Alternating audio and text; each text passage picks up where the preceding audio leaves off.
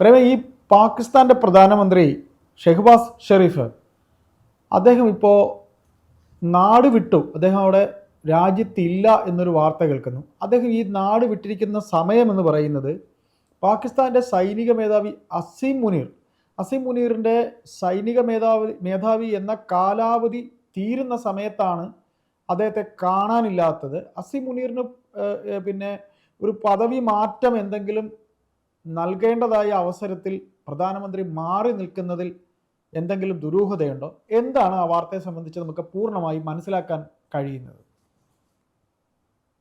ചേട്ടാ, ഈ പാകിസ്ഥാനിലെ സൈനിക മേധാവി ഫീൽഡ് മാർഷൽ അസീം മുനീർ, അദ്ദേഹം നിലവിൽ ആർമി ചീഫാണ്, കരസേനയുടെ മേധാവിയാണ്. കൂടാതെ ഫീൽഡ് മാർഷൽ എന്ന പദവിയും അദ്ദേഹത്തിനുണ്ട്. ഇപ്പോൾ കഴിഞ്ഞ ദിവസം പാകിസ്ഥാന്റെ ഭരണഘടനാ ഭേദഗതി 27ാമത് തവണ ഭരണഘടനാ ഭേദഗതി ചെയ്തു. അപ്പൊ അത് പ്രകാരം പുതിയ ഒരു തസ്തിക സൃഷ്ടിച്ചു. ആ തസ്തികയുടെ പേര് chief of defence forces, CDF എന്നാണ് ചുരുക്കപ്പേര്. അപ്പൊ ഈ ചീഫ് ഓഫ് ഡിഫൻസ് ഫോഴ്സിനെ നിയമിക്കേണ്ട ഉത്തരവാദിത്തം അവിടുത്തെ പ്രധാനമന്ത്രിക്കാണ്. പ്രധാനമന്ത്രിയാണ് ഇത് സംബന്ധിച്ചുള്ള ഉത്തരവ് ഇറക്കേണ്ടത്. അപ്പോ അസീം മുനീർ ആണ് ഈ ചീഫ് ഓഫ് ഡിഫൻസ് ഫോഴ്സ് ആയി വരിക എന്നുള്ളത് നേരത്തെ തന്നെ സ്ഥിരീകരിക്കപ്പെട്ടാണ്. കാര്യം, രാജ്യത്തെ മുതിർന്ന സൈനിക ഉദ്യോഗസ്ഥനെ ആയിരിക്കും ഈ പദവിയിലേക്ക് പരിഗണിക്കുക. അപ്പോൾ സീനിയോറിറ്റി വെച്ചും നിലവിലെ അവിടുത്തെ ഒരു ഹൈറാർക്കി വെച്ചും അസീം മുനീർ തന്നെയാണ് ചീഫ് ഓഫ് ഡിഫൻസ് ഫോഴ്സ് ആകാൻ സാധ്യതയുള്ള ആള്. അപ്പൊ ഇത് കഴിഞ്ഞ 29-ാം തീയതി നവംബർ 29-ന് അസീം മുനീറിന് ആർമി ചീഫ് എന്ന കാലാവധി കഴിഞ്ഞു. 3 വർഷ കാലാവധി അത് കഴിഞ്ഞു. അപ്പോ ഈ കാലാവധി കഴിയുന്നതിന് തൊട്ടു മുമ്പ് തന്നെ ഇദ്ദേഹത്തിന് അടുത്ത പദവി നൽകിക്കൊണ്ടുള്ള ഉത്തരവ് പ്രധാനമന്ത്രി ഇറക്കേണ്ടതാണ്. പക്ഷേ നവംബർ 29-ന് പ്രധാനമന്ത്രി ഷഹ്ബാസ് ഷെരീഫ് ബഹ്റിനിലായിരുന്നു. എന്നാൽ അത് കഴിഞ്ഞ് നാട്ടിലേക്ക് ഇങ്ങോട്ട് വരേണ്ടയാള് അവിടുന്ന് നേരെ ലണ്ടനിലേക്കും കൂട്ടായി. അപ്പോൾ ഇപ്പൊ ചുരുക്കി പറഞ്ഞ അസീം മുനീറിന് ഇപ്പോ പ്രത്യേകിച്ച് പദവികളൊന്നും ഇല്ല എന്നാണ് നമ്മൾ മനസ്സിലാക്കേണ്ടത്. അദ്ദേഹത്തിന്റെ 3 വർഷ കാലാവധി കഴിഞ്ഞ് അയാൾ പെൻഷൻ പറ്റി എക്സ് മിലിറ്ററി ആയിട്ട് പഴയ വീരവാദ കഥകൾ പറഞ്ഞ് വീട്ടിലിരിക്കേണ്ട സമയമാണ് എന്നാണ് നമ്മൾ സാങ്കേതികമായി മനസ്സിലാക്കേണ്ടത്. പക്ഷേ ഇവിടെ ഉണ്ടായിരിക്കുന്ന പ്രശ്നം, പാകിസ്ഥാൻ എന്ന് പറയുന്നത് ഒരു ആണവ രാജ്യമാണ്. അപ്പോ ഇപ്പൊ നിലവില് അവിടെ ഇദ്ദേഹത്തിന് ഈ ഭരണഘടനാ ഭേദഗതി നൽകിയപ്പോ ഈ ഫീൽഡ് പദവി ആജീവനാന്ത പദവിയായിട്ട് ഉയർത്തിയിരുന്നു. അപ്പൊ ആ ഒരു ആജീവനാന്ത പദവി മാത്രമാണ് ഈ അസീം മുനീറിന് ഇപ്പോഴുള്ളത്.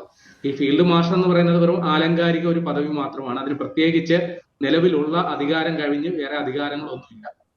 അപ്പൊ അദ്ദേഹം ഇപ്പൊ റിട്ടയർ ചെയ്ത ഒരു അവസ്ഥയിലാണെങ്കിൽ സ്വാഭാവികമായിട്ട് അദ്ദേഹം ഇപ്പൊ റിട്ടയർഡ് സൈനിക ഉദ്യോഗസ്ഥനാണ്. അദ്ദേഹത്തിന് ഫീൽഡ് മാർഷൽ എന്ന പേര് പദവി ഉപയോഗിക്കാം എന്ന് മാത്രം.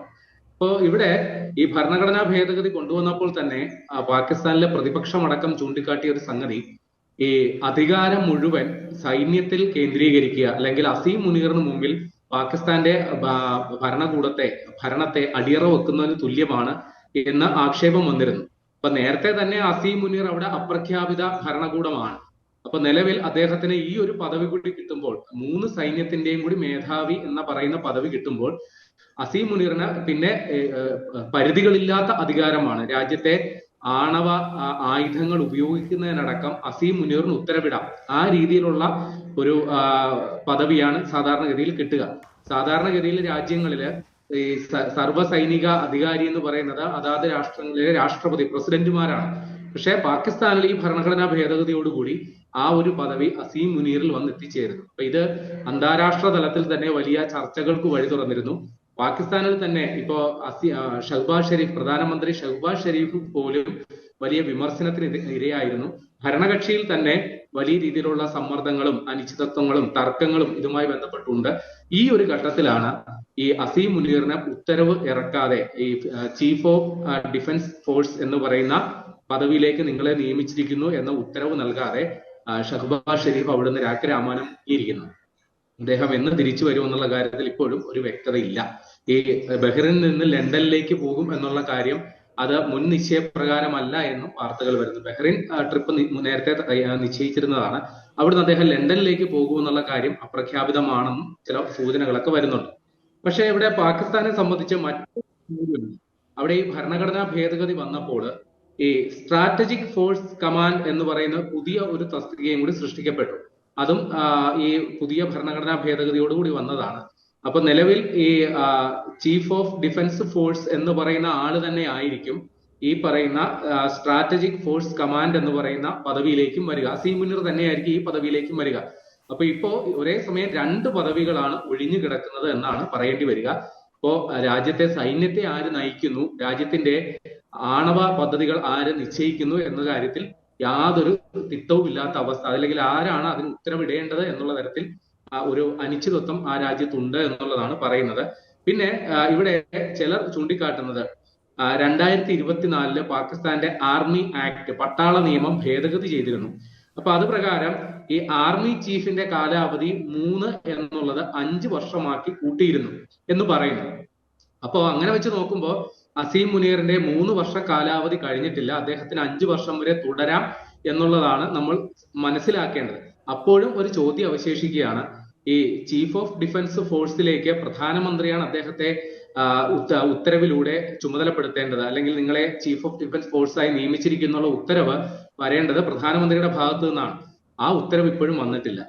അപ്പോ ഈ 2024 നിയമ ഭേദഗതി അനുസരിച്ച് ഒരു പക്ഷേ അസീം മുനീറിന് 2 വർഷം കൂടി, 3 വർഷം പൂർത്തിയാക്കി 2 വർഷം കൂടി ആർമി ചീഫായിട്ട് തുടരാം എന്ന് നമുക്ക് പോലും ഈ നേരത്തെ പറഞ്ഞതുപോലെ ഭരണഘടനാ ഭേദഗതിയോടെ നിലവിൽ വന്ന പുതിയ ഒരു നിയമം ഉണ്ടല്ലോ, അതായത് ചീഫ് ഓഫ് ഡിഫൻസ് ഫോഴ്സ്, ആ ഒരു പദവിയിലേക്ക് അസീം മുനീറിന് തൽക്കാലം ഇപ്പോ നിയമന ഉത്തരവ് കിട്ടിയിട്ടില്ല എന്ന് തന്നെ വേണം മനസ്സിലാക്കാൻ.